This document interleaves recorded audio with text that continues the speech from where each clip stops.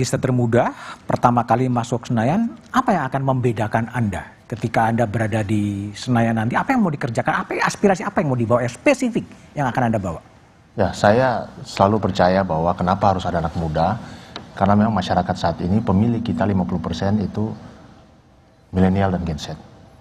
Jadi secara spesifik saya akan memberikan program-program yang tentunya sangat kena ke masyarakat, khususnya anak muda, terkait juga dengan pendidikan, ataupun juga terkait juga dengan lapangan pekerjaan, dimanapun komisi saya ditempatkan. Kalau memang saya tidak ditempatkan di komisi yang berkaitan dengan itu akan menjadi kegiatan sosial saya. Dan secara spesifik saya akan mengangkat isu-isu yang sangat-sangat berkaitan dengan anak muda. Bagaimana?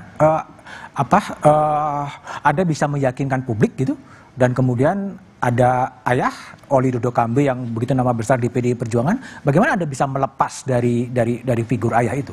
Ya, saya selalu percaya bahwa yang namanya generasi kedua atau generasi ketiga di dunia politik itu pasti akan ada stigma negatif seperti itu. Dan itu akan saya gunakan sebagai suatu semangat baru, acuan baru, karena saya percaya juga saya terpilih ini dengan proses yang sebagaimana seharusnya.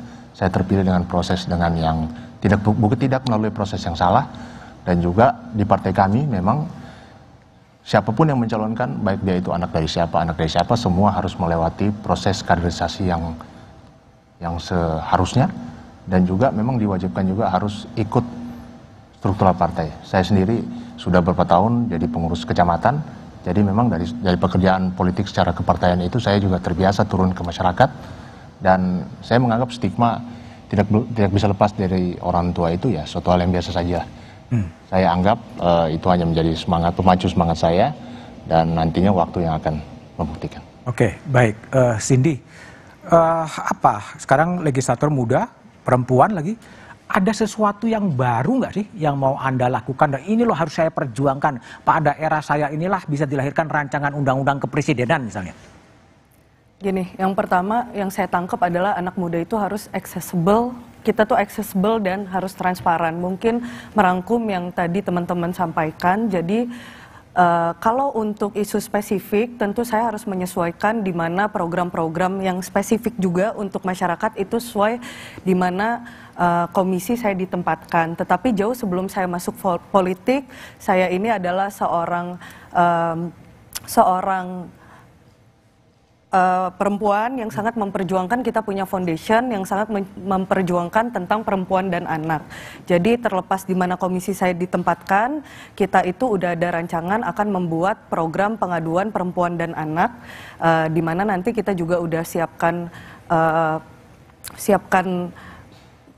tim hukumnya dan juga tim psikolognya untuk mengawal kasus-kasus tersebut. Dan juga karena saya basicnya adalah seorang pengusaha dan jurusan ekonomi, tentu nanti kita akan mendorong program-program legislasi yang pro terhadap UMKM. Terima kasih. Oke, kalau Abraham yang kelihatannya berlatar belakang lawyer ya, dan keinginan kalau dikabulkan akan berada di Komisi 3 gitu. Setiap hari Kamis itu ada aksi Kamisan di depan istana yang menuntut pengadilan soal HAM itu diselesaikan. Anda akan menemui mereka juga? Tentunya kita akan menemui bukan hanya mereka ya, semuanya pada umumnya. Tapi yang kita inginkan ke depan ini seperti yang tadi katakan Pak pengamatnya, siapa namanya? Umam. Mas Umam, sorry. Tadi kan beliau menyampaikan bahwa ini sudah yang kemarin-kemarin ini nggak seperti ini loh. Nah, ini yang ingin saya sampaikan, mungkin ya inilah tugas kita sekarang, karena ini tugas kita yang sekarang, kita tidak mau seperti yang dulu-dulu. Kurang lebih seperti apa itu. Persisnya tidak mau seperti yang dulu-dulu itu apa yang mau dikerjakan oleh Abraham Srijaya? Imam mengatakan bahwa oh ya ini rancangan undang-undang KPK diselesaikan dalam waktu 2 minggu. Iya, 2 minggu. Nah, lebih cepat lebih baik. Nah, enggak ya? Gini, di DPR ini kan sifatnya kolektif kolegial. Oh. Ya kan, kita nggak bisa berdiri sendiri. Tapi paling tidak yang kita bisa lakukan di era yang sekarang dengan banyaknya anak muda yang masuk, dan itu tanggung jawab kita. Paling nggak kita bisa menginformasikan kepada publik, paling nggak kita bisa minta partisipasi publik. Salah satunya juga dengan menemui orang-orang yang ada demo di DPR. Demo di DPR. Ya. Oke. Kalau Ismail Bahtiar, apa yang mau dibawakan ya? Agar sedikit berbeda ini loh, anak muda jadi legislator gitu kan, muncul sosok dulu seperti Husni Tamrin yang pidatonya sangat sangat menarik gitu kan, sosok seperti Marzuki Darusman, sosok seperti Oka Mahendra. Nah, Anda mau bagaimana misalnya? Saya mau bilang ke Pak Budi bahwa saya tertarik dengan koreksi yang disampaikan oleh Mas Umam tadi. Bahwa saatnya DPR sebagai kelembagaan dan orang-orang yang bermukim di dalamnya, wake up call. Saya ingin menyampaikan memori saya 5 tahun, 10 tahun yang lalu Pak Budi. 10 tahun yang lalu kakak saya, kartu keluarga saya masih terdaftar sebagai penerima manfaat keluarga prasejahtera. Dan 5 tahun ketika saya menjabat atau diberikan amanah oleh rakyat, mandat oleh rakyat ketika di DPRD Provinsi, akhirnya berhasil mendorong beberapa kebijakan-kebijakan. Dan saya ingin menyampaikan bahwa ternyata fakta itu berhasil menurut saya, dalam persepsi saya, berhasil saya sampaikan hari ini dengan terjadinya peningkatan suara yang signifikan. Jadi kalau Pak Budi tanyakan, lalu apa yang kemudian saya mau lakukan? Setidaknya melanjutkan semua perjuangan yang pernah saya lakukan di DPRD Provinsi 5 tahun yang lalu. Di DPR mau ngapain? Salah satunya mungkin Pak Budi yang akan sangat saya perhatikan adalah isu pendidikan. Orang-orang masih banyak belum bisa bersekolah, orang-orang masih banyak karena keluarga keterbatasan akhirnya mereka nggak mampu membiayai kuliah. Dan saya pernah merasakan itu. Tes itu ada pada saya 5 tahun yang lalu. Makanya saya berkeyakinan bahwa saya yakin betul secara pribadi insya Allah bisa memanfaatkan momentum ini, bisa memanfaatkan kesempatan ini dalam rangka memperbaiki keadaan dan memenuhi hajat hidup orang banyak. Iya, isu pendidikan, tapi persisnya tindakan politik apa yang akan diambil oleh Ismail? Dulu, apakah revisi undang-undang pendidikan atau apa yang mau dikerjakan? Saya harus bilang bahwa terlalu besar ketika saya harus bahas tentang revisi itu di 2 hari masa jabatan ini. Tapi secara pemikiran saya, secara personal, tidak atas nama institusi, saya mau mendorong bagaimana kemudian orang yang tidak bisa berkuliah karena keterbatasan anggaran bisa berkuliah. Lalu langkahnya apakah akan mengubah kebijakan undang-undang, itu kita akan pikirkan berdasarkan kesepakatan yang tadi disampaikan oleh Mas Abraham. Ini adalah kesepakatan secara kumulatif, karena kami adalah kelembagaan yang terikat oleh fraksi. Oke, baik. Mas Umam, ini kalau dia lihat kan ada kesepakatan antar elit, ya, antar fraksi, antar ketua umum yang kalau istilahnya kan Korea kan berkonsultasi lagi.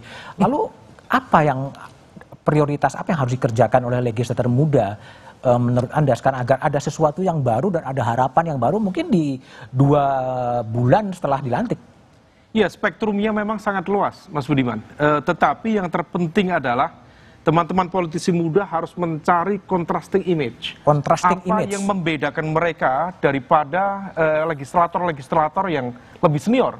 Nah, baik secara komitmen moral, secara integritas, secara sikap kritis terhadap kebijakan. Misalnya tadi Mas Bram menyampaikan tentang komitmen untuk penguatan ya, penegak hukum.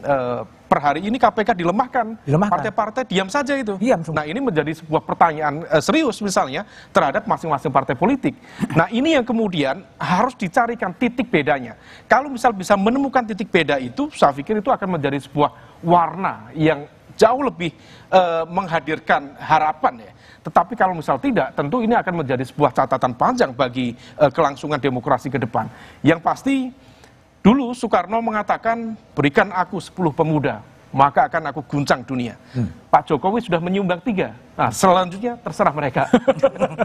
Tapi gini, contrasting image, apa dong? Kasih dong contoh yang mungkin lebih konkret sehingga itu bisa ditiru. Apa yang mau diambil? Ya, misalnya terkait dengan konteks bagaimana melakukan tadi ya, meaningful participation.